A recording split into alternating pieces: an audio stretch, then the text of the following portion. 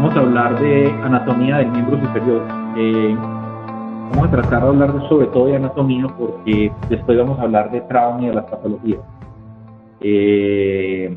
Comencemos.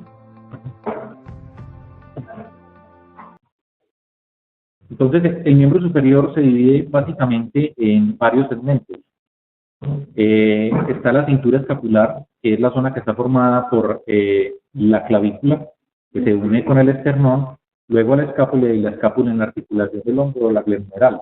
Luego está el brazo, la articulación del codo, el antebrazo y la mano. Entre los segmentos de los huesos largos, para considerar un hueso largo es cuando una de sus medidas es muchísimo más marcada que las otras dos. Un hueso plano es cuando dos de sus medidas son más o menos similares y diferentes a la tercera, y el hueso corto es cuando las tres medidas son más o menos similares. Eso sería una forma de explicar por qué los clasifican así. Entonces, existe la articulación glenumeral, la del codo y la de la muñeca, más los que están en las manos, que esos son articulaciones, pequeñas articulaciones, que son las más importantes. Hablemos un poco de la cintura escapular. Estos dibujos que van a ver en las presentaciones del medio son de Leonardo da Vinci. Como ustedes saben, Leonardo es de 1500 y pico, y en esa época era prohibido hacer disección en cadáveres. Entonces el tipo se volaba por las noches, iba y disecaba cadáveres y los dibujaba. Y el tipo estaba obsesionado con eso. Y como pueden ver, pues los dibujos son tremendamente, no, y dorados, pues. Entonces, la cintura escapular, ya dijimos, está formada por la clavícula de la escápula y forma la articulación glenumeral. Teóricamente, en la cintura escapular hay varias articulaciones. Está la articulación esternoclavicular, está la articulación acromioclavicular, está una articulación que es parcialmente clara, que es la articulación subacromial, está la articulación glenumeral y la articulación que forma la escápula conectora. Porque, como sabemos, la escápula no es quieta, ella tiene un movimiento. Y ese movimiento es lo que desliza el cuerpo anterior o la cara anterior de la escápula sobre el tórax. Inclusive hay patologías que se producen por ese deslizamiento, donde la escápula puede, después, por ejemplo, de una fractura de la escápula, puede empezar a tener cierto roce y resalto y ser muy doloroso. Y puede ser una indicación de cirugía. Por ejemplo, si uno tiene una fractura del cuerpo y la escápula queda en Z, queda con una deformidad en Z y queda brincando sobre las costillas. Eso podría ser una indicación que no es la más frecuente, pero se ve. Estos son los movimientos que tiene la articulación glenumeral. Más o menos se considera que tiene 160 de flexión, tiene una extensión más o menos de unos 60 grados y una abducción más o menos también de 160. Tiene una aducción, una rotación externa y una rotación interna. Si ustedes ven en este punto, se van a dar cuenta que la articulación glenumeral no aporta todo el movimiento. La articulación glenumeral aporta 120 grados aproximadamente, pero los otros 60 grados los aporta la escápula. O sea que la escápula tiene un papel muy importante en la articulación glenumeral. La escápula es el ancla, es el punto donde los músculos que van a hacer el movimiento del hombro están anclados en ella. Si esos músculos que mantienen la escápula pegada, adosada al cuerpo, están funcionando de una manera inadecuada, no va a funcionar bien el hombro. Y eso lleva a una patología que se llama la disquinesia escapulohumeral. La disquinesia simplemente es que la escápula no está biomecánicamente funcionando bien y se empieza a levantar, lo cual hace que roce y se incline en diferentes formas, rozando contra la parrilla costal y produciendo dolor, solo por el hecho de que está fatigado los músculos que mantienen la escápula. Entonces, esta relación de movimiento se debe mantener para que tenga un movimiento normal. Si uno trata de mover solo a punta de escápula o trata de mover solo a punta glenumeral, no va a alcanzar los arcos normales. Y esto es muy frecuente. Siempre que uno va a ver un paciente de hombro, debería evaluar qué tanta movilidad tiene la escápula torácica, qué tanta movilidad tiene la glenumeral y si tiene disquinesia o no. Eso es muy fácil de evaluar. Uno simplemente se para por la espalda del paciente y uno le pide que levante los brazos de una manera repetida y va viendo cómo se fatigan los músculos de la escápula y se empieza a levantar. Se vuelve una escápula como alada. Y eso siempre hay que investigarlo. Esta es la articulación esternoclavicular. Este es el esternón. Esto es lo que se llama la horquilla.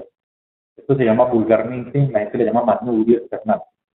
El manubrio external tiene un cuerpo que es este, en la parte de abajo está la sigmoides, que es aquí abajo, y acá tiene un par de superficies articulares planas que articulan con la clavícula, en la parte media. Este ligamento es el ligamento corsoclavicular. Con estos dos ligamentos son los que dan la estabilidad de esta articulación. Esta articulación muy frecuentemente puede presentar luxaciones y se caracteriza porque produce gran edema después de un trauma y uno no sabe si se lo usó para adelante, para atrás, hacia arriba. Es muy difícil de diagnosticar, al menos clínicamente, entonces tiene que recurrir al examen. Como ustedes ven, tiene un disco intermedio, una especie de menisco, lo cual le permite tener gran movilidad. Las articulaciones de la clavícula son muy móviles. La clavícula tiene mucha movilidad, no solo en los movimientos del hombro, sino incluso en los movimientos de la parrilla costal. Entonces, al ser un hueso que es muy móvil, muchas de las osteosíntesis o procedimientos que se hacen sobre la clavícula, toca retirar el material porque se puede aflojar. Ejemplo, cuando uno hace cirugías para las luxaciones acromioclaviculares, muchas veces los materiales de clavícula, placas y eso, porque se pueden aflojar, quedan muy prominentes y se aflojan muy fácil. Antes, las lesiones sobre la clavícula eran no quirúrgicas, eran muy raros que se operara una fractura de clavícula. Ahora la tendencia es operarlas mucho, porque se han dado cuenta que la clavícula y la longitud y la forma que tiene mucha influencia en la mecánica del hombro. Entonces siempre hay que estar pendiente de eso. Este músculo que ven acá es el subclavio, él se inserta en la parte inferior de la clavícula.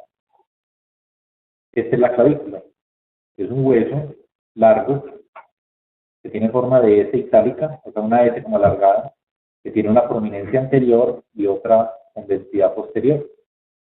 Esta es la de la externoclavicular y esta es la acromioclavicular. Esta cara, la parte más importante es que se pega el pectoral del deltoides. Por eso cuando uno va a hacer cirugías acá en la parte anterior de la clavícula tiene que desinsertar el deltoides, pero siempre tratando de volverlo a insertar. Y en la parte posterior, lo más importante que se pega es el trapecio. Entonces forma como una especie de triángulo que cubre el hombro por completo. Y de ahí viene el hecho de que el deltoides, que tiene una inserción en la esquina de la acrómio, que ya lo vemos, en una forma de delta, por eso se llama deltoides, que tiene una forma como la de letra griega. Miren que acá tiene un par de superficies, acá está la superficie para el subclavio, que acabamos de ver, que viene la parte medial. Y estas dos superficies que ven acá rugosas son el conoide y el trapezoide, que son los dos ligamentos que mantienen la clavícula adosada, junto con los ligamentos acromioclaviculares, la mantienen frente a la acrómio. Cuando uno tiene una luxación acromioclavicular, dependiendo del grado que tenga, estos ligamentos se rompen y la clavícula se pudre. Enseguida la vamos a ver. Esta es la escápula. La escápula es considerada un hueso plano que tiene unas estructuras especializadas para hacer la articulación del hombro, que son las apófisis. Entonces miren que es un hueso muy plano, que tiene una cara anterior, una posterior y tiene tres bordes básicamente. Tiene un borde medial, que es donde se pegan los que estabilizan la escápula. El romboide, el elevador de la escápula, todos están en este punto. Y tiene un borde medial, que es donde se pega parte del redondo, el terrazo, todos que están acá en este punto. Y el borde superior, que es donde forma parte de las fosas, y es esta fosa. En esta fosa, esto se llama la espina. Por encima de la espina está el supraespinoso, por eso se llama supraespinoso, porque esta zona se llama la espina. Por debajo de la espina está el infraespinoso, y este, que es la espina, se va hacia adelante y termina formando esto, que es el acrónio. Y el acrónio se va a articular con la clavícula, que es ahora, porque ya llega acá. Por eso cuando uno ve resonancia, esta es una imagen sagital, si uno ve la cabeza acá ve el supraespinoso, acá ve el subescapular y acá ve el infraespinoso abajo del redondo, lo que no ve en resonancia. Esto es lo que se llama la glenoides, que tiene forma de pera, una parte central, pero si ustedes miran, es muy chiquitica la glenoides para la cabeza humeral, la cabeza humeral es muy grande. Entonces es una articulación que tiene intrínsecamente por las estructuras óseas, es muy inestable. O sea, tiene que tener algo más que aumente la estabilidad, que ya la vamos a ver. Y esta es la coracoides, que es la que nos se toca aquí. Que se vuelve muy importante en el momento de cualquier procedimiento, porque le dice a uno que de cierto punto hacia la parte medial es mejor no para hacia allá, porque de la parte medial, o sea, de la coracoides para acá, están todos los paquetes. Está el nervio supraescapular, está el nervio ocular, está el paquete vascular, está la subclavia, está todo. Entonces, por lo común, uno siempre trabaja de acá hacia afuera, hacia lateral. Cuando uno está haciendo artroscopias o va a hacer cirugías, no trata de pasar de la coracoides para acá, siempre de la coracoides para allá. Este espacio que queda por debajo se llama subacromial, lógicamente porque este es el acrónio. Y acá, mírenlo acá, acá está la escotadura. La escotadura es el nervio supraescapular, viene por acá, se mete en la escotadura, acá, y sale al otro lado. Entonces, inerva este músculo que es el supraespinoso, luego se viene por delante y si ven que acá hay como un pequeño receso, se mete por debajo acá y inerva el intestino. Pero resulta que cuando uno tiene rupturas de manguito, el manguito se recoge hacia acá y muchas veces, como el nervio está anclado acá, jala el nervio y se daña el músculo. Entonces, por eso el músculo, cuando uno tiene rupturas de mucho tiempo, el músculo se va atrofiando, se va dañando, porque parece que el nervio, por estar aquí angulado, se va dañando. Entonces le da atrofia al supraespinoso, atrofia al infraespinoso, y cuando la persona es marcada, ya es irreversible, no hay forma de quitarlo. Listo. Estos son algunos de los músculos. Estos son los músculos del manguito rotador, que son 4. El anterior es el subescapular, que es el que da toda la estabilidad anterior. Está en la fosa anterior del escápulo y da un tendón muy ancho que se pega en la tuberosidad menor del húmero. En la parte de arriba, acá en la fosa, está el supraespinoso. Bueno, el subescapular es el único rotador interno de los músculos del manguito. Es el único rotador interno de los músculos del manguito. En la fosa supraespinosa está el supraespinoso que hace abducción. En cambio, los otros se van pegando un poco más atrás. Este es el infraespinoso y este es el redondo. Entonces miren que el redondo es muy en la parte posterior, es mucho más pequeño. Y el infraespinoso es un músculo muy grande. Y por eso el 60% de la fuerza de la rotación interna está dada por el infraespinoso. Entonces, esta es la distribución que tiene el manguito. Estos son los rotadores externos, este es el abductor y este es el rotador interno. Este surco que ustedes ven acá es por donde baja el tendón del bíceps, que más adelante lo vamos a ver. Esto lo traigo simplemente para que miren los de la parte posterior. Miren la escápula, entonces aquí está el gordon, aquí están los elevadores de la escápula.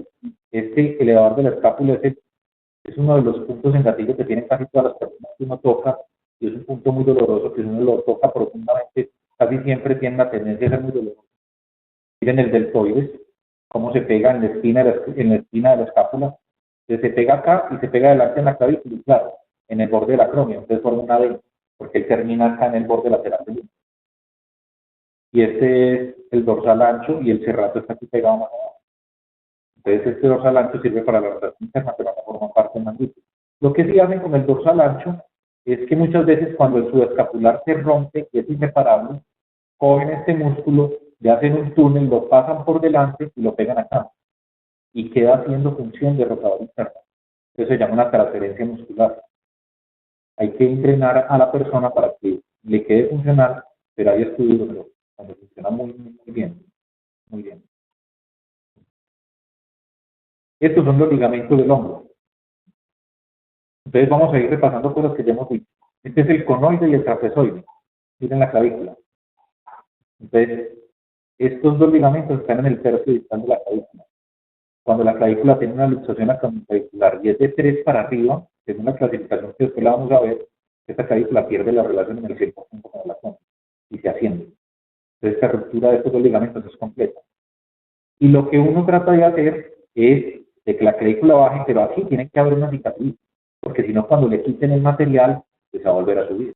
Y miren que las cirugías están basadas en tratar de coger la coracoides abajo, o sea, es simular esto. Listo. Aquí está el coracoacromial. Estos son los acromios claviculares. El coracoacromial es el que uno ve en todas las artroscopias en la parte de arriba, lo vi anterior. Lo ideal sería nunca resecarlo del todo, porque aparentemente, aunque eso no está muy claro, es limitador de la traslación superior de la cabeza. La cabeza se empezaría a subir si uno no tiene este ligamento. Entonces dicen que hay que tratar de evitar resecarlo del todo. Miren el tendón del bíceps como sale por la corredera. Y esta es la porción larga del bíceps.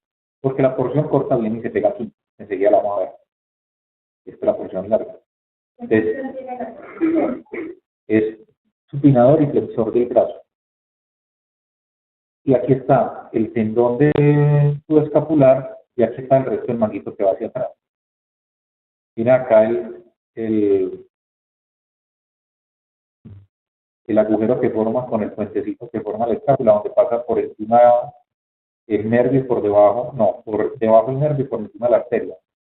Miren acá repasemos, el coracoacromial, el conoide, el trapezoide, aquí está el tendón del bíceps que se pega dentro donde está la glenoide, aquí es donde se producen las lesiones del slap, este se llama el ligamento intertuberoso, es el que coge el tendón del bíceps, y estos lo traje precisamente por estos de acá, lo que uno llama los glenumerales. El glenumeral superior pocas veces uno lo ve, por lo común está en relación con el tendón del bíceps, acá. El glenumeral medio está en relación con el tendón del subescapular, y el inferior es el que casi siempre se daña cuando uno tiene una luxación anterior del hombro, que es en este punto. La cabeza se sale casi siempre por acá, que es lo que se llama una lesión de banca, cuando se rompe este punto. Esto es un slap. Hay que tener claro que es un slap. No es fácil de entender. Superior, labral, anterior, posterior. Es simplemente que se rompe el labrum en la parte superior, donde está insertado el bíceps. Eso tiene una clasificación prolongada, no es necesario aprendérsela, pero sí tener muy claro que es un slap.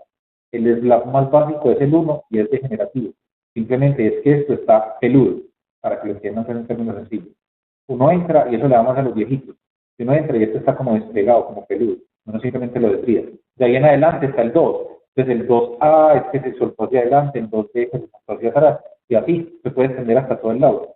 Entonces dijimos que teníamos una cabeza de número que era muy grande, 3 veces el tamaño de la glenoide, pero la glenoide será muy pequeñita, entonces ella se tiene que ayudar, tiene que buscar otros métodos para ser más estable.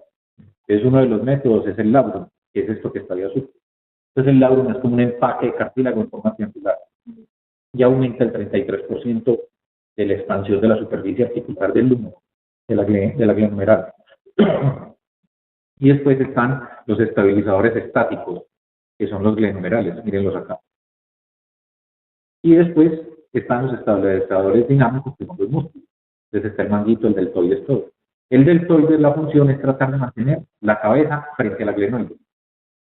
Entonces hace un brazo de palanca junto con los músculos del manguito, que cuando están estables y tienen una fuerza bien distribuida, la cabeza, como resultante de la fuerza, termina pegada contra la glenoide. Entonces, ¿qué es lo que pasa en una ruptura de manguito?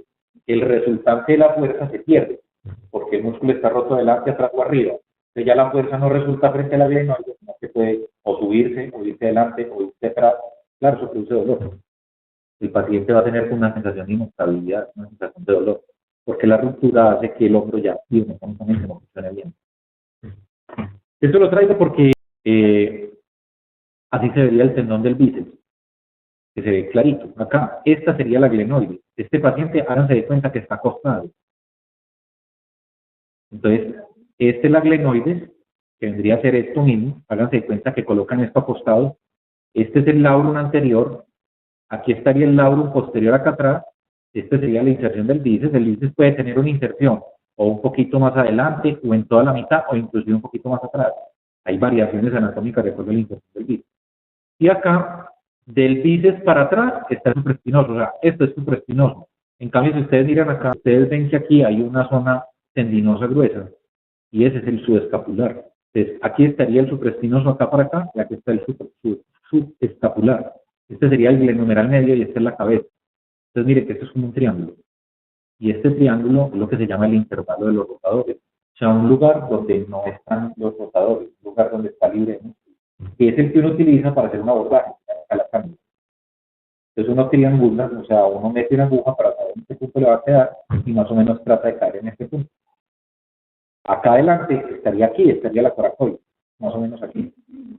Este es el glenumeral medio, este es el subescapular, aquí estaría el supra, el tendón del bíceps, los slaps estarían aquí y aquí está la cabeza. Entonces, vamos volviendo un poquito más compleja la imagen. Este es el deltoides. Entonces miren lo que yo les decía, se pega en la espina, todo el borde del acrónimo y luego ahí se pega en la clavícula. Entonces forma una D, perdón. Viene acá y forma como una especie de D, como un triángulo.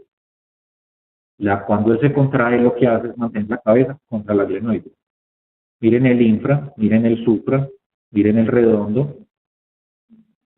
el otro redondo. Miren el tríceps que tiene 3 cabezas, por eso se llama tríceps. 1, 2, 3. Y miren que por cosas de la vida, ellos forman algunas estructuras, una se llama el triángulo y el otro se llama el cuadrilátero, y esta estructura es el cuadrilátero, que tiene 4 paredes formada por una rama del tríceps. Eso no es para aprendérselo, pero simplemente para que lo vean, que tiene 4 paredes, y por ese lugar sale exactamente el nervio muscular, mírenlo ahí. Entonces él viene de adelante a atrás, da la vuelta acá, inerva todo el deltoides y luego se va para adelante y sale por acá e inerva la parte interior del deltoides. En cambio, este es el nervio radial, que sale por el triángulo y se mete hacia abajo por una zona del húmero que se llama el canal de cocción, que ya les voy a mostrar. Miren lo que hemos estado repitiendo. El nervio por debajo de la arcada del ligamento transverso y la arteria por encima. Esto es cuando el nervio tiene una compresión en este punto, uno trata de ir con el artroscopio y cortar esta membranita para que quede amplio y uno lo observa con porque teóricamente tiene una neuropatía del supraescapular acá en este punto. Muy bien, estos serían los restos del tendón conjunto, que está formado por el coracobrachial y por el tendón corto del bíceps. Y aquí estaría la arteria circunfleja. La arteria circunfleja es la que le da la circulación a la cabeza del húmero. Cuando uno se fractura la cabeza del húmero, pasa como con la cadera. Se muere la circulación de la cabeza y se muere la cabeza. Ahora, ¿qué diferencia hay con la de la cadera? Muchas. Puede que la parte que se muera de la cabeza no articule. Entonces, los pacientes de necrosis avascular de la cabeza en general no tienen el mismo compromiso funcional que los de cadera.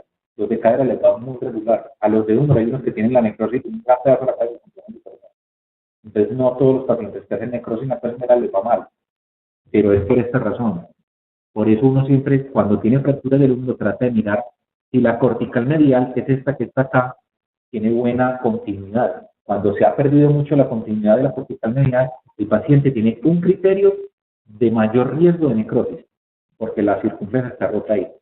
Y miren acá el axilar metiéndose atrás. Listo. Eso simplemente es a modo de información, no es para aprendérselo. Ustedes han visto que ya hasta hace 10 años era increíble pensar que las cirugías de hombro y alrededor del hombro iban a poder simplemente hacer con bloqueos. A todos los pacientes los dormían. Ahora es muy raro el paciente que no bloquean en una cirugía de hombro, a todos los bloquean. Y eso tiene más o menos 10 años. Y eso lo bloquean basados más o menos en este esquema. Y es que ellos saben por referencias anatómicas, ¿no?, con el esternocleido, y la primera costilla saben más o menos en qué punto pasa el paquete. Y ellos tratan de bloquear el nervio que quiere o la rama. Entonces uno tiene 3 troncos, el superior, el medio y el inferior, que están formadas por estas raíces. La C5 y la C6-C1 forman el tronco superior, la C7 el medio, la C8 y la C1 el inferior. ¿Listo? Entonces el tronco superior da una rama, el medio da otra y el inferior da una rama y forman lo que se llama el patículo posterior. ¿En qué termina eso? En el radio axilar. O sea, abajo va a terminar en el nervio axilar, que es el que da la inervación hacia el deltoides acá arriba. Y en el radial, que es el que termina aquí. En cambio, el tronco superior da una rama hacia arriba y el medio le da otra rama y forma lo que es el músculo cutáneo y el mediano. El mediano tiene esta rama por este de acá. Y el cubital es formado solo por el de abajo. Entonces ahí están los nervios principales del miembro superior. El cubital, el mediano, el radial, el axilar y el músculo cutáneo. Y aquí para abajo, estamos hablando de hombro para abajo. Cuando uno tiene lesiones del plexo braquial, uno necesita saber si fue antes de este punto o si fue desde adentro. Si fue de la lesión fue de acá para arriba, muertos. Hay muy poquito que hacer. ¿Cómo son los mecanismos de trauma para que se haga un plexo braquial? Tracción. Es la persona que se quedó pegada y la moto sigue andando. Entonces, todo lo que sea mecanismos de tracción son las lesiones del plexo braquial. Y son las personas que uno ve que el brazo no tiene ninguna fuerza. Entonces, dependiendo y que se atrofie y queda totalmente suelto sin ningún tipo de fuerza. Lo que pasa es que el pronóstico de eso está determinado por la localización. Si la localización es muy alta, el pronóstico es irregular. Si la localización es más baja, el pronóstico es más o menos bueno. Entonces toca esperar, pero hay veces toca esperar un año para poder saber qué tanto va a recuperar. Hay veces a los 9 meses pues ya vas tomando determinaciones y lo vas a explorar para liberarlo, para hacerle neurotizaciones, liberaciones de las raíces nerviosas para darse mejor un poquito. Y hay que se las encuentros, dependiendo de la lesión más abajo. Pero estamos hablando de cirugías con un resultado no hay mucho más que hacer. Eso es como si tú abrieras la caja de teléfonos que hay al lado de la cuadra de tu casa y abres son 10.000 cables y se reventaron algunos. Y uno no sabe cuál es el cable que va para el teléfono de tu casa. Es una locura. Eso no es tan fácil. Muy bien, esto lo encontré en internet y me pareció muy simpático. Y se llama esquema mapa mental. Y es que cogen una articulación y resumen todo. Entonces dice los movimientos, lo voy a dejar ahí en la charla porque está de cada hueso y de cada articulación. Entonces dice cómo se une la cápsula con los ligamentos, dice cuál es la circulación, dice todo. O sea, está muy bueno el pastelito. Listo. Me gustaría que me dijeran que ven. Empecemos con esta. Yo pregunto y ustedes dicen que ven. Listo. ¿Qué es esto? La coracoide. ¿Quién se pega en la coracoide? Uno, muy bien. El coracoacromial. ¿Ven? ¿Qué más? El coracobraquial. Falta uno. Muy bien. La porción corta del bíceps. Y por lo común, la coracoide es el huesito que uno coge para hacer una target. Es esa cirugía en hombro que uno le quita un pedacito y no se allá la parte del acto del hombro. Cuando se está luxando y ya queda la glenoides queda muy comida. Entonces toca colocar un pozo. Muy bien. ¿Qué es esto? ¿Dónde tengo la mano? Sí. ¿Quién se pega en la sudoración menor? ¿Y qué función tiene su escápula? Rotador interno. ¿Y qué es esto?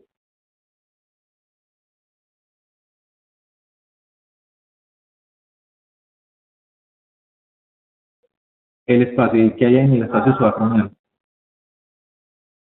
Pero miren allá. ¿Qué hay en el espacio subacromial? ¿Qué ven?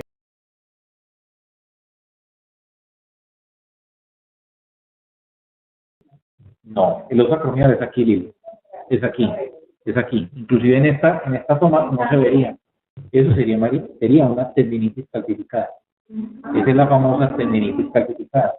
Que uno muchas veces en cirugía la abre y bota pedacitos de una cosa como blanco. Esa es la tendinitis calcificada.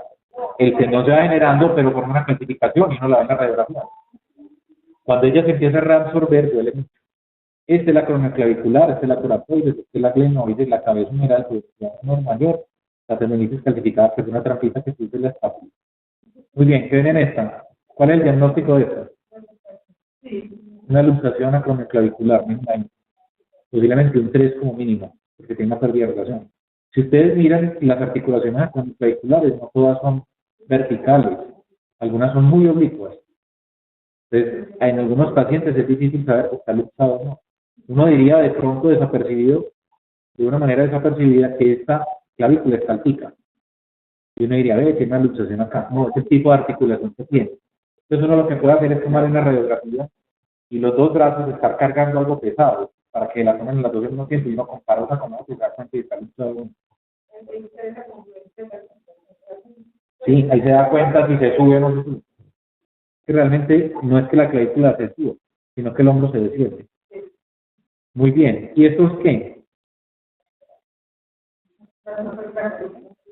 Muy bien. ¿Qué es un hombro flotante?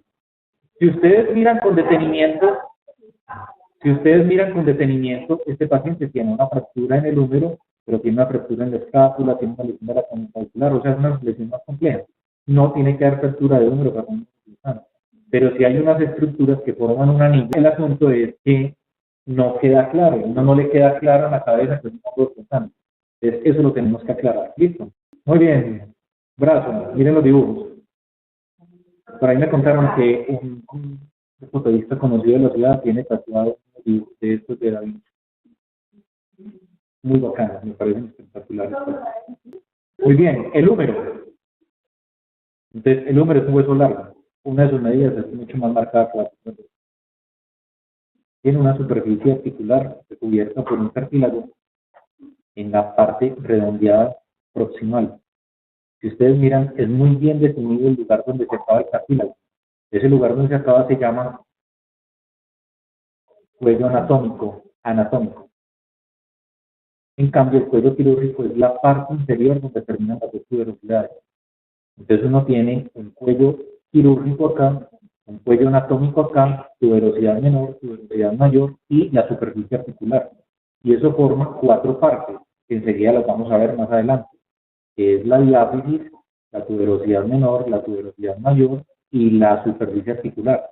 Eso tiene mucha importancia y lo vamos a ver en la charla de trauma con relación a las fracturas. Entonces, el hueso viene largo, adquiere una forma triangular más abajo, pero si ustedes miran en la parte posterior, tiene una zona que trata como de tener una curva. Uno la ve acá y ella trata de dar una curva y se viene hacia atrás y voltea acá. En esta zona plana que da la curva acá es donde va el nervio radial. Entonces el nervio radial viene acá pegadito y sale por delante. Sale más o menos, sale en este punto. Después de venir por detrás. Entonces él viene por acá por detrás, baja por detrás, por este punto y sale acá. Entonces, esas referencias anatómicas son importantes porque en cirugía o en algunos tipos de trauma se puede dañar el nervio radial. ¿Por qué? Porque es un nervio que está muy adosado al hueso. Entonces se puede lesionar fácilmente. Estos se llaman vasos nutricios. Son algunas, si ustedes miran huesos originales, pues huesos no de taller, traen unas pequeñas perforaciones, unos huequitos, y por ahí es donde le entra la circulación a los huesos. En la parte distal tiene una zona triangular especializada para formar la articulación del codo. ¿Qué es una articulación? Son unas estructuras especializadas que unen dos segmentos para tratar de cumplir una función. Entonces, tiene una zona redondeada que se llama capitelo, tiene una zona en forma de trochlea con una escotadura profunda central y unas escotaduras más pequeñas, una medial y una lateral, que es lo que forma la trochlea, que es esto, y tiene 2 epicóndilos, el epicóndilo medial y el epicóndilo lateral. Este en la parte superior tiene una fosa, que se llama la fosa coronoidea, y en la parte de atrás tiene la otra fosa, que se llama la fosa olecraneal. ¿Listo? Mírenlo acá. ¿Para qué sirve la fosa coronoidea? Para que cuando uno doble el brazo, la coronoide se meta ahí. ¿Para qué sirve la fosa olecraniana? Para que cuando uno estire el brazo, el olecrán se meta ahí. ¿Listo? Entonces, este hueso tiene una cosa muy particular, y es que aquí es muy delgadito, por eso es tan frecuente las fracturas supracondiliares en niños. Tiene una forma como si fueran 2 masitas gruesas, o sea, 2 corticales, pero la parte del medio es delgadita. Y es aquí en este punto. Solo tiene macizo acá, pero aquí es muy delgadito. Es por lo común las fracturas supracondiliares que se ven aquí, que son muy conocidas, pero escuchan cada rato que están en cirugía. En el brazo, aquí está vamos a ir bajando un poquito. Aquí está el tendón del bíceps. Acuérdense que cuando se rompe aquí forma, ¿cuál signo? El PL, se llama Lubson. Aquí está, yo nunca utilizo esto. Aquí está el que decían hace ahora, es la porción corta del tendón del bíceps y el coraco braquial, mírenlo acá. Miren que si uno se mete acá para allá, ya aparece una cruz amarillita. ¿Ese es mejor por acá? No. Este es el deltoides. Baja por toda la cara anterior y termina en la tuberosidad bicipital del radio. Si ustedes miran una cosa en particular es, claro, uno siempre piensa que el bíceps es un músculo que es flexor, o sea que uno va al gimnasio y hace así y está haciendo bíceps, y eso no es cierto. El bíceps, su principal función es supinador. Esto lo hace una punta de bíceps. Sí ayuda a la flexión, pero el que es flexor puro es el braquial, que está más abajo. Está por detrás, que es este. Se pega en la cara anterior del húmero y termina en la cara anterior del culo. Ese sí hace pura flexión pura. Se pierde el 30% de la fuerza de la flexión cuando se rompe el tendón del bíceps. Si ese tendón se rompe y ha pasado 3, 4 semanas, ya uno, por lo común no lo opera, porque eso es por una fibrosis alrededor, y eso ya es insuperable. Pero hay gente que se mete, pero termina uno tenodezándolo, y no es la idea. Entonces aquí le quitaron una capa, entonces miren acá el coraco braquial, y miren los músculos que son los que le dan a la inervación a estos dos. Listo. Esta es la parte de atrás, el tendón del tríceps, que termina en el olecra, no es el olecra. Y aquí están las porciones, lo que dijimos ahora, el axilar se da la vuelta, y el tendón axilar, miren acá, el nervio axilar, miren cómo sale, que yo lo sentí ahora, y se convierte anterior aquí. Entonces, cuando uno hace abordajes posteriores, claro, uno va muerto del en toda la cirugía. ¿Dónde está el nervio? ¿Dónde está el nervio? ¿Dónde está el nervio? Uno mete el dedito así.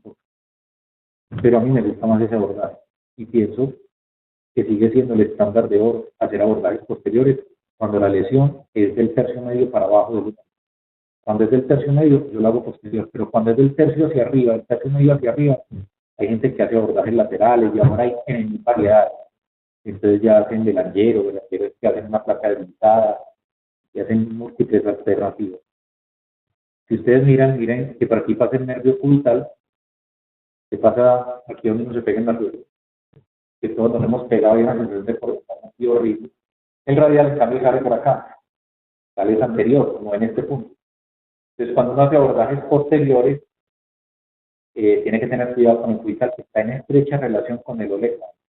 En cambio, el radial está en estrechas relaciones con el borde lateral del húmero.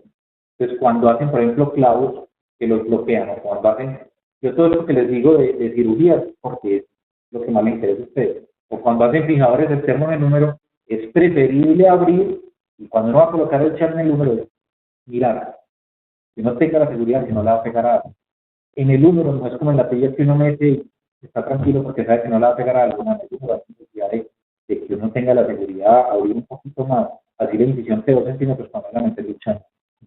El corredor de seguridad del húmero va cambiando de acuerdo a la posición, se hace más posterolateral, ¿entiendes?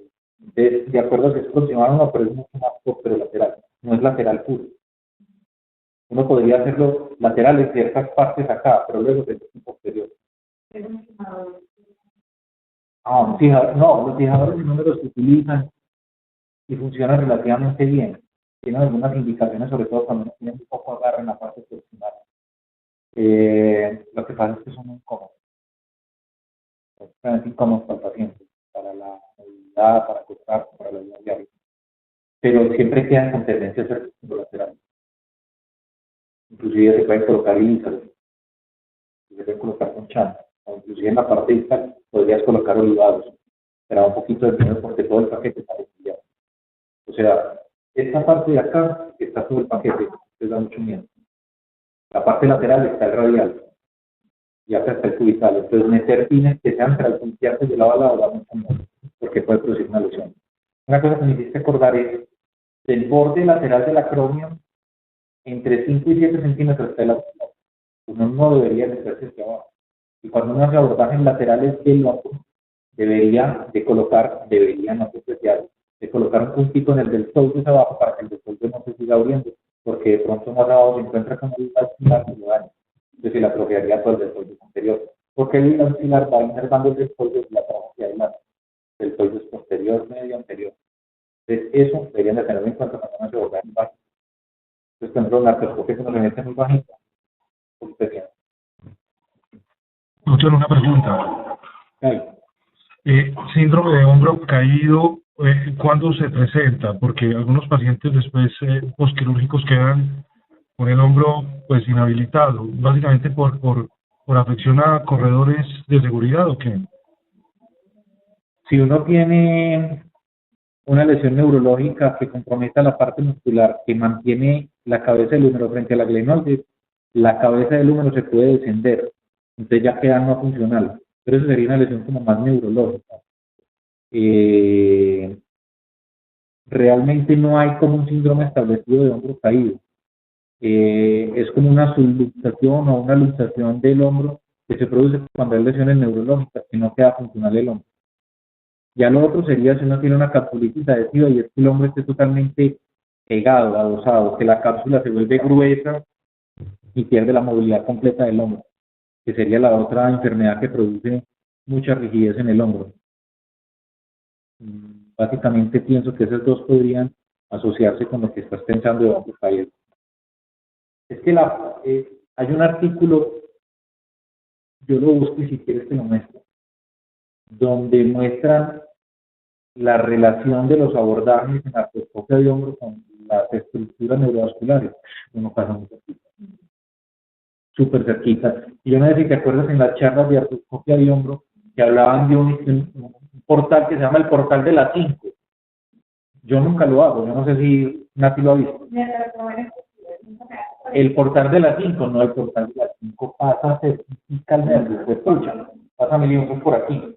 Eso es todo inferior, por acá todo bajito, es miosigno. Entonces, las estructuras en el hombro tienen alto riesgo de tener lesiones neurológicas y vasculares.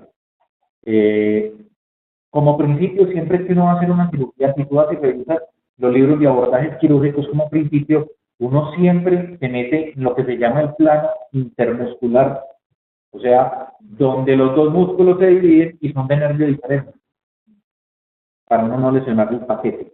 Uno nunca se mete donde el nervio es el mismo. Pues se trata, hay lugares donde toca, pero siempre se mete por el plano. Entonces uno, por ejemplo, se mete en el recto pectoral, entonces uno recoge el todo hacia acá, para no meterse por entre la fibra. En todo caso, hay veces que uno se mete entre las fibras del cuello, pero no sería lo más bonito. La idea sería buscar acá donde está la nervio, la vena, y meterse hacia allá para levantar todo. La idea es no producir lesiones neurológicas. Esto lo traen para que, esto es básico, pero eso no lo enseñan a uno. Y es, de acuerdo al lugar donde sea la fractura, es la deformidad del niño. Si uno tiene una fractura, certifica la cabeza, claro, la cabeza de ropa externa, se gira sobre su propio eje. Pero si es por debajo del subescapular, la cabeza se gira hacia adentro porque el subescapular lo jala hacia adentro. En cambio, el deltoides mantiene el otro brazo que puede. En cambio, si se fractura por debajo de la inserción del deltoides, la cabeza se gira. Entonces, estas fuerzas son las que uno tiene que controlar cuando va a colocar una placa o una teoría. Y mira, entonces uno ya sabe, si uno mira la curva, el hueso está parado, está por debajo de la inserción del deltoides. Entonces uno ya sabe que tiene que levantar el brazo para sacar el hueso. Esas son cosas lógicas, lo que pasa es que eso no lo enseñan a uno. Y con lo que les decía ahora, en medicina hay cosas muy raras, esto se llama fractura de Holstein-Lewis. Tampoco se acuerda uno, se lo enseña. Y es básicamente cuando la fractura del húmero es muy distal y es muy obturo, es como una oblicua larga. Y lo que sucede es que como el radial está en tanta relación, miren esta puntita. Cuando uno tiene este tipo de fracturas, uno siempre debe ir a buscar que se dañe el nervio radial. Por lo común la mano está caída. Y se llama fractura de Holstein-Lewis. Porque por lo común se daña el radial. Así está una neuroplasia. O sea, una lesión parcial del nervio. No lo daña del todo, pero también se queda durante unas semanas con la mano caída. Y siempre que uno va a hacer una cirugía de húmero, tiene que ir a mirar cómo está la parte neurovascular. Y ustedes deberían inclusive estar pendientes, porque si después de la cirugía hay una lesión del nervio, ustedes entran a tocar partes de investigación. Así como suena un poco dramático, pero es así, a mí ya me ha pasado. Entonces entra a formar parte de la auxiliar, todos, porque tratan de buscar quién fue el culpable para que no se dañe. Entonces, como la instrumentadora se para, el que se para tiene riesgo de producir una lesión del nervio. ¿Listo? Entonces, siempre que uno va a operar a un paciente, debe saber cómo está la parte neurovascular. ¿Qué puede uno hacer con una fractura de húmero? Todas las posibilidades del mundo. Puede colocar una placa, puede colocar un clavo, por ejemplo, en un húmero, puede hacer un tratamiento ortopédico, se llama un brace de Sarmiento para húmero, se hacen sobre medida y se pegan con correas con velcro. Suple no tiene clavos, los clavos tienen problemas, le pega duro al manguito porque entra por encima, si entra por debajo se puede fracturar, las placas disecan mucho, todo tiene problemas de aristas. Las placas tienen sus problemas, disecan mucho, pero estos son simplemente para que vean que es que lo importante es saber definir qué es la mejor opción para el paciente. Lo mismo que les dije ahora, los mapas mentales.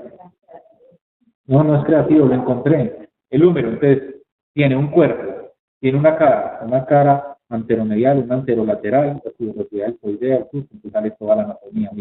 Dijimos que había 4 partes en el húmero. Está la zona articular, está la tuberosidad menor, está la tuberosidad mayor. Entonces, claro, si uno tiene estas partes, dice, esto es una parte, 2 partes, 3 partes y la diáfisis 4.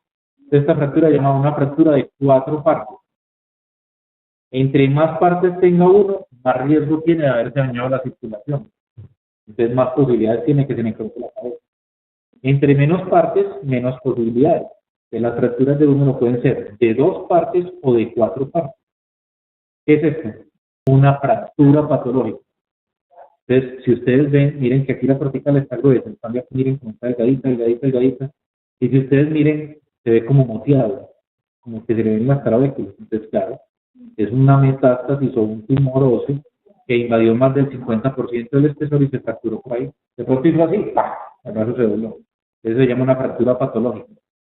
Esto es una barbarie. Esto es bajado por internet. Tengo muchísimas preguntas, simplemente lo traje por curiosidad para que lo mirara. El paciente tiene aquí una incisión, no sabemos si me metieron un clavo por aquí, un tornillo o algo.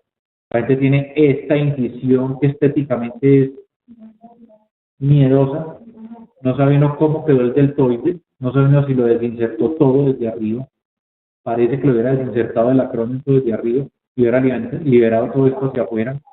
Y acá abajo tiene otra incisión anterior. Entonces le quedó una idea de que de pronto hizo una placa y la deslizó, pero pues simplemente lo traje por curiosidad. ¿Y esto es qué? Una fractura del húmero con un gran callo óseo.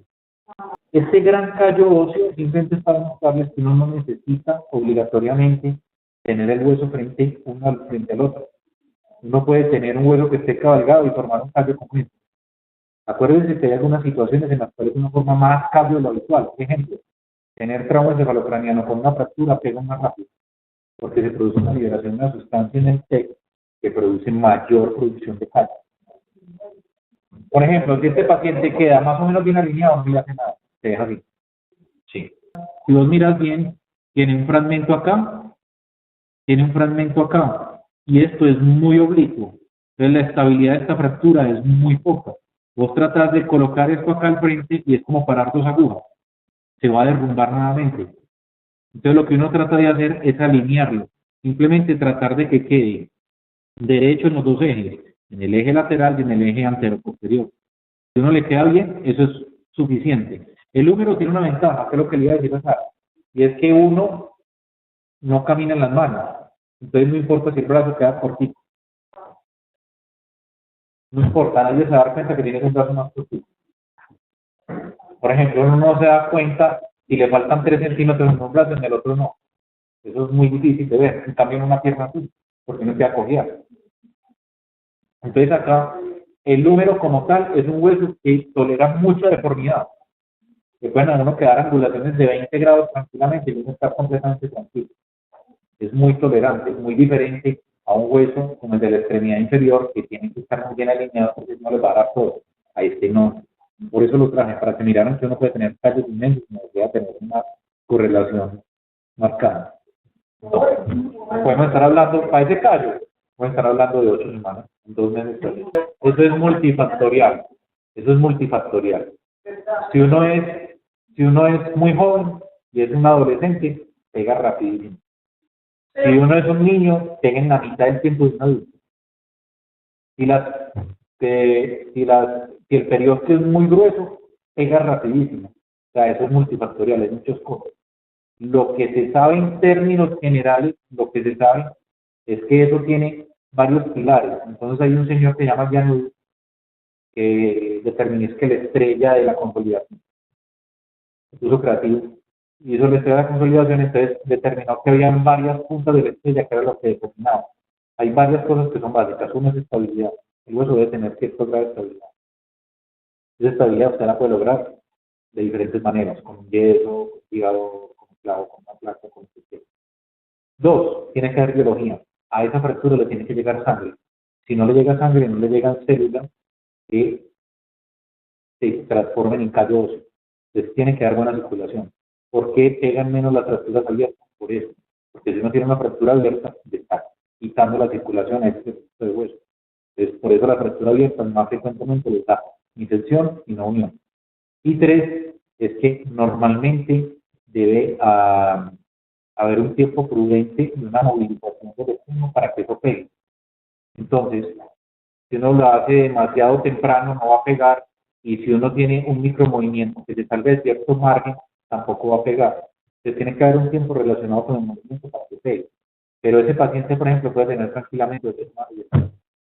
Le voy a contar la historia de ese paciente. Pues yo no conozco, eso lo bajé en internet, pero le voy a contar la historia de ese paciente. Ese paciente es la típica historia de Colombia. El man llegó, se fracturó el húmero, se fue medio hasta una moto, fue a urgencias de cualquier hospital, para no poner nombre. Le pusieron una férula posterior, le dijeron, lo vamos a operar. No, pero talento, vamos a operar, mire la hora, no vaya a traer ni. A los 2 meses el hombre no lo habían llamado. Fue a consulta, le tomaron una radiografía y ya no lo operó. Es que si tú lo puedes operar, pero eso es un pegote, la cosa más impresionante del mundo. La voz entra y como por ahí pasa el nervio radial, pues, no, vos lo puedes operar nazi, pero da gusto.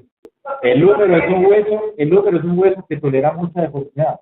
La deformidad en usted es una cosa muy diferente a la deformidad en otra persona. Usted es muy delgada, a usted se le ve con el huesito así. En cambio, a una persona que tenga un brazo más gruesito, no se le va a dar tanta deformidad. Ejemplo, voy a colocar otro ejemplo que ellas por ejemplo lo saben. Cuando uno va a hacer la tenotomía del bíceps, uno mira, es muy flaquito, peguémosle ese tendón en alguna parte, porque a él se le queda horrible, de ver músculo frágil. Y el paciente lo pega y dice, el brazo como me quedó de feo. En cambio, si el paciente es muy grueso el brazo, o le coloca el tendón al bíceps, el paciente ni se dio cuenta que no lo cortó. La deformidad es muy poquita, entonces de eso depende. Ahora, la parte estética en este momento tiene criterio para cirugía. Antes no tenía mucho, pero ahora sí, a la gente le importa mucho la parte estética. Hablemos del codo. Entonces ya hemos hablado algunas cositas del codo. Entonces tiene un epicóndilo medial, un epicóndilo lateral, tiene el capitelo, tiene la tróquea. Si ustedes miren que el labio medial de la tróquea es más largo que el labio lateral. ¿Listo? Entonces la superficie de la tróquea es inclinada. ¿Y eso va a llevar a qué? Gracias. La cabeza del radio articula con el capitelo, la cabeza, el olecrano, que está acá, mírenlo acá, el olecrano, va a articular con la tróquea, y esta parte de adelante lo que se llama la cosmoide, que viene a ser esta puntita de acá, que es la que entra en esta fosa de acá. En cambio, el olecrano entra acá atrás, en esta fosa de acá. Ahí estamos más o menos entendiendo, ¿sí o no? El nervio cubital pasa por acá, miren, muy pegadito al olecrano. El nervio radial sale por acá. Hasta ahí vamos muy claro. Esta es la tuberosidad anterior del cúbito donde se pega el braquial. En cambio, esta es la tuberosidad bicipital del radio donde se pega el bíceps. ¿Listo? Vamos muy bien. Estamos entendiendo muy bien. Tuberosidad bicipital, tuberosidad para el braquial. Coronoide. Muy bien. Epicóndilo medial, epicóndilo lateral, donde se pegan los extensores, y epicóndilo medial, donde se pegan los flexores, estos. Muy bien. Los ligamentos. Lo más importante es saber, en la parte lateral, la cabeza del radio es un estabilizador primario. La sola cabeza. Antes, cuando una persona tenía una fractura de cabeza muy diminuta, le sacaban la cabeza y lo dejaban sin cabeza. Entonces, claro, a los meses el paciente se iba haciendo embalgo, porque no tenía tope. Entonces le quedaba una mano ahí. Entonces la mano se iba viendo embalgo, y con el valgo marcado, como el cubital está metido acá, sigue estirando el cubital. Entonces la neuropatía del cubital, que se integra con la mano. Entonces nunca volvieron a sacar la cabeza del todo. Es muy raro. Además que no falta quien la haga, pero ya es muy raro. Entonces por eso llegaron las prótesis de cabeza de radio, porque la cabeza hay que mantenerla para poder que sea un estabilizador lateral. El ligamento colateral, que está el anular del radio, entonces se mantiene el radio pegado al cúbito, y está el ligamento colateral anterior y posterior, cubital colateral, y aquí están los de la región medial, que tiene 3 fascículos, uno al olecrano, uno al cúbito en la parte anterior más inferior y uno al cúbito en la parte más superior. Este es el que mantiene el radio al cúbito, este es el anular, que es el que se rompe y desde que hay inestable la red cubital proximal. Miren el tendón del bíceps, a donde llega. Cuando uno ve el pliegue, ahí no está la articulación. La articulación está 5 centímetros más abajo. O sea que la articulación no es el pliegue. Acuérdense de eso, para que no se engañen. Esta la traje para que miren la cápsula, donde sube. La que coge las fosas, forma este ligamento. Miren que tienen como 2 colaterales, el anular del radio Aquí está el del tendón del bíceps, aquí está el del braquial y aquí está la cápsula anterior. La estabilidad antero-posterior de la articulación del codo, determinada por la cápsula, no es muy fuerte. La estabilidad es más medio lateral. La parte anterior juega mucha parte de la estabilidad, también los músculos, para que no se salga.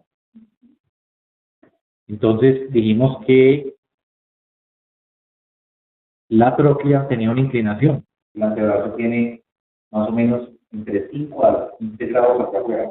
Así. Se llama ángulo de carga y por eso tiene esta angulación que más o menos ángulo de carga. Y por esa razón los brazos van hacia afuera. ¿Cuál es la complicación? Una de las complicaciones más frecuentes de las posturas del húmero supracondilio es que consolidan en balas. Entonces no va a haber un niño que llega así.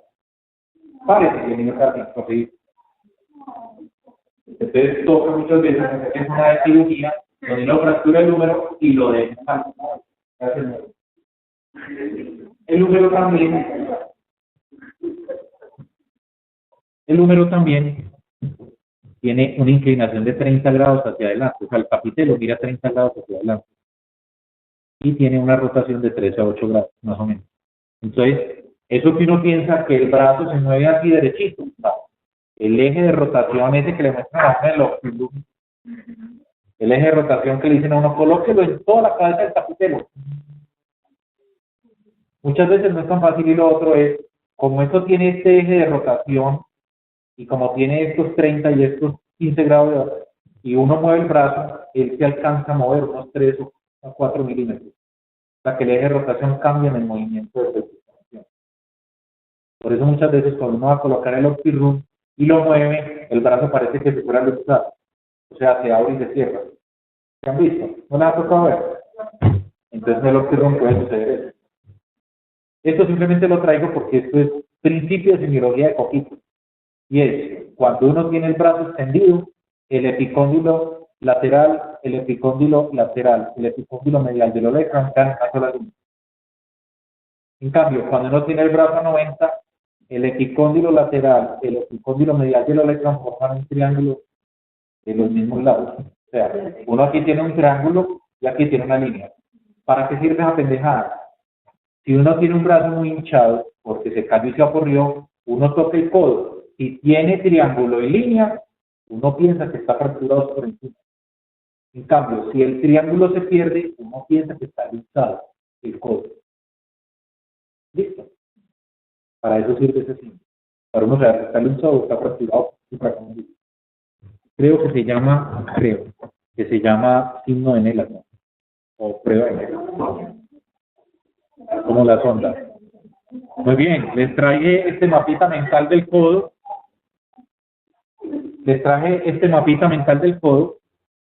Donde está el resumen. Entonces está la cápsula, los ligamentos que vimos. Está la inervación, los movimientos. Y está esto. Miren esto que dice red periarticular. El codo tiene una cosa muy particular y es la imagen que sigue. Y es que el codo tiene, si ustedes miren, dice colateral interno superior, colateral interno inferior, recurrente, colateral, recurrente. ¿Qué significa eso? Significa que tiene muchas ramas que se devuelven y se pegan a otras en la parte vascular. Entonces, es muy raro que si uno tiene una lesión abierta o vascular en el codo, la mano se muera. Porque casi siempre va a llegarle sangre por otro lado. Porque tiene muchas ramas, tiene una red vascular muy amplia, muy rica. Entonces, por lo común, es muy raro que haya un compromiso vascular lo suficientemente grande para que la mano se comprometa y la lesión es en el codo.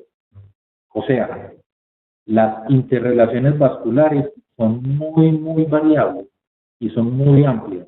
Los vasos arteriales y las venas tienen muchas colaterales y muchas arterias recurrentes que se devuelven para conectarse con otras que permiten que esta red vascular sea muy amplia. Esto simplemente es para que miren cómo la arteria y el nervio mediano van medial al tendón del bíceps. Entonces, ese abordaje que uno hace proximal para tratar de hacer osteosíntesis del radio proximal da miedito. Es miedosito. Uno se encuentra ahí muchas cosas. Entonces, se encuentra todo este paquete venoso. Lo que pasa es que el radio, sí, Lo que pasa es que el nervio radial, cuando pasa el codo, da una rama hacia abajo y una hacia arriba. Y la que va hacia abajo se llama interoseo posterior. Ese es el que inerva a todos los que hacen esto. En cambio, la rama arriba es el que da la sensibilidad. Entonces, más o menos, ¿en dónde se forma el interoseo? En la cabeza del cabello. Ahí ya se divide el interoseo. Interoseo posterior y interoseo inferior. Y eso es bueno saberlo porque las cirugías que uno hace por allá en el cuello del radio ya están en zona de poder producir una lesión neurológica. Pero se le encuentra uno cuando trata de ir a buscar el tercio proximal del radio, sí, más abajo, no la cabeza. Aquí la cabeza no la encuentra mamada, pero cuando trata de colocar una placa en el tercio proximal del radio, tiene riesgo de producir una lesión neurológica o vascular. Las mismas imágenes. El antebrazo. Yo solo he visto 3 artroscopias de codo, no he visto ninguna sola.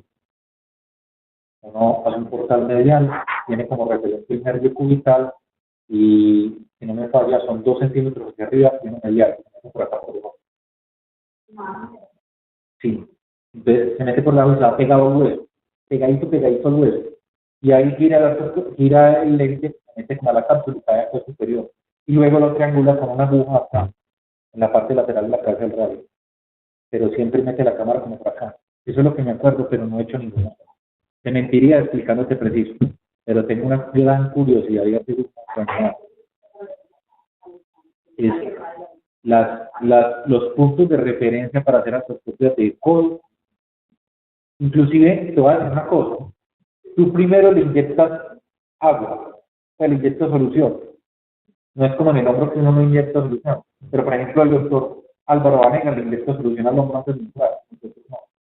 Pero en el codo siempre inyectan primero solución y luego meten el troca. ¿Cómo te das cuenta que estás adentro? Porque te sale agua. No es fácil entrar y lo que tú dices, los puntos anatómicos tienen que tenerlos muy claros porque hay un alto riesgo de una lesión neurovascular. Entonces, este es el antebrazo, está el radio, el cúbito, este se llama la radioulnar proximal y este es la distal, que son un par de trocoides. ¿Se acuerdan de los tipos de articulación? Entonces, esta cabeza gira y esta cabeza gira. Cuando el radio gira, forma como una X. Entonces, un hueso se queda quieto y el otro se monta encima y forma una X. Cada uno rota sobre el otro. ¿Listo? Entonces, esto tiene esta membrana que inclusive sirve como inserción de algunos músculos que se llama la membrana interósea. Que en términos generales uno no debería de utilizarla de abordaje. Uno está muy tentado en el antebrazo a colocar placas por la misma instrucción para los huesos. Y uno los ve ahí y uno dice, por aquí está para llegarle al culo. Eso puede dañar la membrana interósea y formar una cosa que se llama sinostosis. Sinostosis es que pega los dos huesos por el tallo óseo y se pierde la pronosupinación, queda bloqueado. Esa es la razón por la que uno no hace un antebrazo por la misma incisión, porque invade esta membrana interósea. Ahora, otra cosa que quiero que aprendan, cuando uno tiene fracturas de cabeza de radio muy conminutas, puede suceder que la fuerza, así como pasó en el tobillo que les enseñé, se transmita por todo este lugar, rompa toda la membrana y dañe la radio cubital proximal, distal, perdón. Entonces queda un hueso separado del otro hueso, o sea, quedan independientes y se empieza a cortar el radio hacia arriba y uno no se da cuenta. Y eso se llama una lesión de esternocleidomastoidea, con ese nombre. Son muy raras, pero cada vez que uno tenga fracturas conminutas de la cabeza del radial, debería tocar todo el antebrazo a ver si le duele y tocar la radioulnar distal. Y si le duele, debería tomar una placa porque de pronto tiene un esternocleido. Son muy raros, pero siempre hay que sospechar. Miren la parte distal del radio, tiene como 2 cavitaciones y tiene una parte, un borde más pronunciado en la mitad.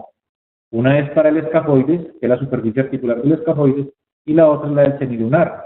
En cambio, el cúbito no tiene superficie, porque realmente el cúbito no tiene contacto óseo con el carpo. Tienes el fibrocartílago que sale de acá, de la apófisis estiloides del cúbito. Miren el cúbito como es muy esponjoso y es tal vez junto con la clavícula las fracturas más comunes. Radio distal y clavícula son las más comunes. Y también se vuelve tal vez una de las fracturas más comunes en pacientes osteoporóticos. Columna y fracturas de radio distal. Inclusive, muchos de los exámenes que hacen para tamizaje de osteoporosis los hacen en radio distal. Después me agradecen por todo esto que les estoy dejando. Eso se llama antebrazo de un solo hueso. Eso es una medida de salvamento. Hazte de cuenta, te voy a colocar varios ejemplos. Que tienes una fractura con pérdida de la mitad de uno de los huesos del antebrazo.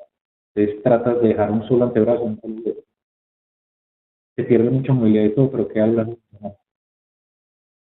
¿Qué es lo que uno trata de pretender con el antebrazo? Es llegar, lo que hace la mano es coger objetos, pero el brazo lo que hace es llevar la mano, que es una estructura especializada, al lugar donde uno quiere espacialmente. Esta mano es especializada. Lo que hace el resto del brazo es tratar de llevarla a cualquier lugar. Sin antebrazo de un solo hueso. Es una cirugía de reconstrucción, en algunos casos lo utilizo. Un techo no. He visto, tal vez en general con León, me tocaría uno o dos, pero nunca he visto una cirugía de eso. Eso ya son cirugías alto turnicio. Esto es parte de los músculos del antebrazo. El antebrazo, no los quiero confundir, pero si ustedes ven, tiene en la región anterior tiene dos capas, una superficial y una profunda, y son 4 músculos por cada capa. Y en la posterior, igual, aquí son más inclusive, 6 y 4.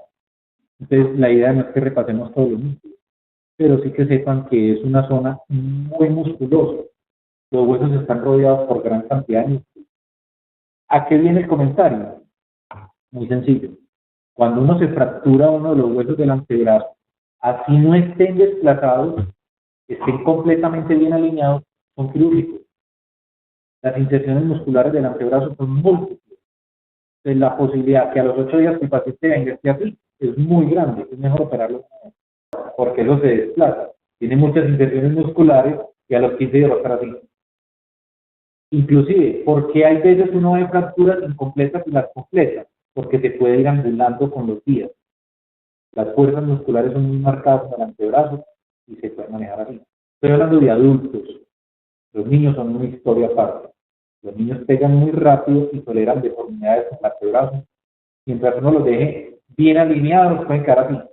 Pasa lo del número que decíamos ahora. Mientras queden bien alineados, pegan y quedan buenos y quedan funcionales. Pero en los adultos no. El adulto no tolera mucha deformidad en el antebrazo. Sobre todo que si ustedes miran, una cosa que no dijimos, es que el radio es curvo. Miren, para poder hacer esto. Y sucede muy frecuentemente que el radio en cirugía lo dejan derecho, porque la placa quedó súper linda. Entonces, claro, se pierde la pronucleación. Entonces, el antebrazo tiene eso. No tolera mucha deformidad. Tiene que tratar de quedar más o menos bien. Una cosa que sucede mucho y se van a dar cuenta en cirugía, de esa no antebrazo hace mucho tiempo, es que uno llega y abre y es una gran conminución, por ejemplo un cubo, y está todo con minutos, o un radio, por ejemplo el tercio medio, y está todo con minutos, y uno no sabe qué es hacia arriba y qué es hacia abajo. Entonces uno no sabe si la mano la coloca en supinación, si la coloca en pronación, porque no tiene puntos de referencia, uno no sabe qué arista del hueso proximal va con la arista del hueso distal. Esa parte es un poco difícil en el antebrazo, y las fracturas de antebrazo no siempre son mamadas. En esos casos son difíciles de hacer y son muy hartas porque si no te queda bien reducido, el paciente va a quedar bloqueado, va a quedar peor. Entonces, esa parte es muy importante, tiene que quedar bien. Doctor Sani, Hola. algunas casas comerciales internacionales tienen una placa para osteotomía de ulna. No han llegado a Colombia, o por lo menos que yo sepa, no tienen en Colombia mucho mercado. ¿Por qué? ¿Cuándo se utilizan las placas y por qué no tienen tanta placa? ¿Señor? En la ulna. Sí, señor. La ulna tiene una cosa y es, no es tan frecuente tener deformidades en la ulna. Y la ulna tiene una cosa muy particular, es un hueso recto, que es muy fácil de hacerle osteotomía para alinearlo. El radio es un hueso mucho más complejo, porque tiene el extremo distal del radio cumple unas curvaturas y unas características anatómicas que si uno no las recrea adecuadamente con la osteosíntesis, el paciente va a quedar con unas secuelas biomecánicas. Mira, yo te muestro una cosa. Entonces, en la ulna es muy raro que uno necesite una placa especial para corregir la deformidad. En cambio, en el radio sí. En el radio se necesitan algunos métodos quirúrgicos para poder recrear esa anatomía. Mira cómo es. Tracen adelante y enseguida nos devolvemos. Mira, el radio tiene ciertos parámetros. Si uno mira la lateral, la radiografía lateral, el labio dorsal del radio es más largo que el palmar, y eso le da más o menos 11 grados. Si uno no respeta esto, va a perder movilidad en su extensión o le va a dar artrosis hacia el futuro. En la radiografía de frente, la apófisis estiloides del radio es más larga 1 centímetro que la superficie del cúbito, y eso hay que preservarlo. Esta angulación que vos ves acá debe tener aproximadamente 23 grados, y eso hay que tratar de respetarlo. La longitud entre la superficie del cúbito y del radio se llama varianza ulnar, y por lo común no debe de tener una variación de más de 1 milímetro, y eso hay que respetarlo. Entonces, el radio tiene una serie de características biomecánicas que hay que tratar de cumplirlas, y por eso es tan frecuente que uno escuche, no, ese paciente está programado para una osteotomía correctora de radio distal. Es porque las fracturas de radio distal, por lo común cuando consolidan en malas uniones, y toca hacerle cirugías, el Fernández, ese tipo de cirugías para tratar de volverle a dar estas características anatómicas, radiológicas. Esa es la razón. En cambio, el cúbito no tiene gran problema. Inclusive, hay muchas cirugías en el cúbito que lo dejan sin nada de esto. Por ejemplo, un garrash. Se le colocan un tornillito aquí y le quitan este pedazo de cúbito aquí y dejan un hueco. Y no pasa nada, porque no se pierde la pronosupinación. Sigue funcionando, pero queda estable distal. Entonces el carpo queda estable. O sea que el cúbito no tiene gran problema, el problema radica en el carpo. Y cuando hacen, por cualquier razón, una osteotomía de ulnar, ¿cómo corrigen, profe, cómo mantienen ese equilibrio distal en la longitud entre una y otra? En cirugía es muy difícil darse cuenta si el radio te quedó a ras del cúbito, porque uno no tiene claramente toda la superficie del cúbito para saber. Muchas veces ni siquiera se ve muy clara la superficie del radio. Toca hacer abordajes articulares para uno alcanzar a ver algo de la superficie del radio. Lo que uno debe mirar antes de la cirugía es saber si le está quedando corto el radio o le está quedando largo. Para saber qué varianza tiene, para uno saber con cuánto juega, pero no es tan fácil de saber. Eso es como en el fémur. Uno coloca un clavo de fémur, pero saber con precisión si le está quedando cortico o largo no es tan fácil, porque uno antes de la cirugía debe mirar si está muy acortado o si tiene buena longitud, porque nadie, o pues nadie no, pero casi nadie se devuelve a jalar las dos piernas para ver si le está quedando derechito, no lo hace nadie. Uno coloca el clavo y calcula más o menos que le queda bien reducido, y muchas veces le queda cortico, le queda largo, que es la complicación más frecuente en un fémur distal, y aquí en radio también puede pasar eso. Miren lo largo de ese cúbito y miren lo cortico del radio, ¿sí o no? Y miren cómo se ve blanco, acá. Entonces tiene una artrosis acá severa. Aquí ya hay unión entre el cúbito y el carpo, que normalmente no la hay. Entonces esto es una artrosis por una mala unión, que acortó el radio. Por alguna razón el radio está cortado, está perdida la raíz, ¿no? Es una artrosis severa. Aquí, yo soy un ignorante en mano, entonces acuérdense que yo de mano. Pero aquí posiblemente ya necesito una artrosis, nada más que eso. ¿Qué ven en esta de arriba? ¿Qué ven en esta de arriba? Escuchen. ¿Cómo se llama eso en antebrazo? La triada terrible está en la luxación de codo.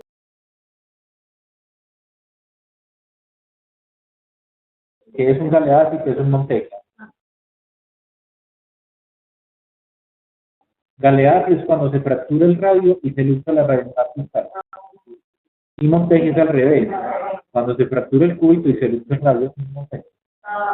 Este debería estar acá, esta cabeza del radio debe estar acá, incluso esta conjunta debería estar acá, está fracturado el cúbito.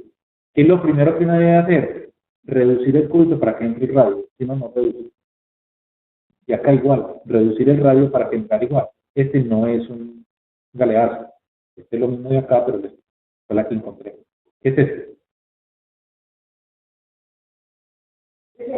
Esto es un galeazzi, Es una luxación radionar distal, miren el espacio, miren dónde está el cúbito. Posiblemente el radio debe estar fracturado acá arriba, por eso está tan cortico, que pudo haber sido esto. Esto puede ser esto en unos años. ¿Listo? Mano, para que acabemos. Estos son los huesos del carpo. Escafoides, semilunar, piramidal o triquetal, pisiforme. Miren el espacio acá, que está el firocartílago triangular. Es como una tienda de carpa, es una triangular. Este es el trapecio, trapezoide, grande y ganchoso. Esta articulación es la famosa articulación en silla de montar, que tal vez es la única que hay en el organismo. Y la una enfermedad típica que se llama artrosis, que ya se los había dicho, es el desgaste entre la carpo metacarpiana del pulgar. ¿Listo? Estos son los ligamentos. Miren que tiene dos colaterales y tiene otros que son intercarpianos. No hay necesidad de aprendérselos por no la idea. Y esto es lo que les decía ahora, las angulaciones que hay que preservar, y es que el carpo está dividido por líneas. Entonces uno tiene una línea proximal que la forma el escafoide piramidal y una línea más distal que la forma un poco.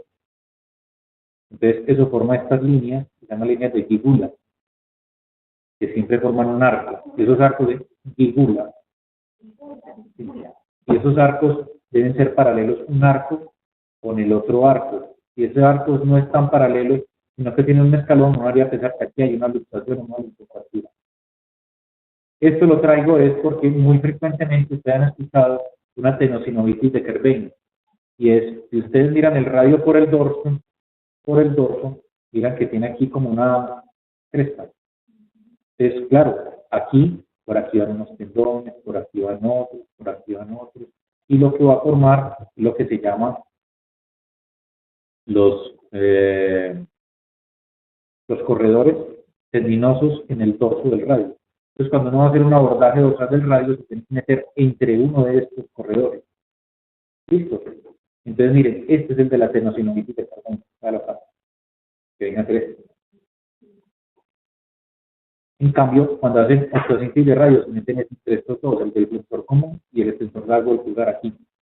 Es que no toca aquí este hueso prominente. El hueso prominente se llama tubérculo de Lister. Aquí. ¿Listo? Entonces, por eso les traigo esto.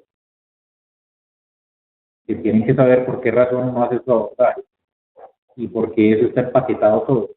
Si uno daña todos estos paquetes, más rigidez da a los tendones, se pegan a todos los tejidos blandos, se quedan muy tiesos. Y eso se lo traje para que entiendan que es una polea. Este es el hueso, mírenlo aquí, este. Las poleas son estas abrazaderas que mantienen el tendón pegado al hueso. Entonces hay unas en forma de X y hay otras que son planas. Si uno no tuviera poleas, uno haría así y el tendón se pararía así como una cuerda. Sería una cuerda de árbol. Entonces, cuando esta polea, que se llama la A1, se pone gruesa, a uno le da un dedo en gatillo. Entonces es el que no hace pra. Es un motivo de consulta extremadamente frecuente. Y aquí están todas las otras poleas. Claro, si uno no preserva las poleas, el tendón se va despegando el hueso y se vuelve inestable, se puede salir. Esta es la circulación. Uno siempre piensa que la circulación de la mano es predominantemente radial. Y ya habíamos dicho en otra ocasión que es predominantemente cubital. Miren los dedos que son más predominantes ulnares, casi todos. En cambio, miren los que son más predominantemente radiales. El 55% de la circulación de la mano es predominantemente cubital. Y el cúbito, es quien toma el cúbito, el cubital. Acuérdense que el cubital pasa aquí en el pisiforme. Uno toca el pisiforme y ahí está el canal del cubital. ¿Cómo se llama ese canal? Canal de Guyon. Muy bien. Entonces ahí puede estar atrapado el nervio. En cambio, la parte nerviosa, uno tiene tres nervios. El mediano, que es el famoso túnel del carpo. Esta es la fascia palmar. La fascia palmar aprieta el nervio mediano y claro, le da síntomas de acá para acá, todo lo que está en rojo. Así que siente la mano entumecida, pesada, grande, dolor. Puede dar por actividad repetitiva, como el mouse, pero no es obligatorio. Le puede dar uno sin hacer actividades de la mano. Le puede dar en el embarazo.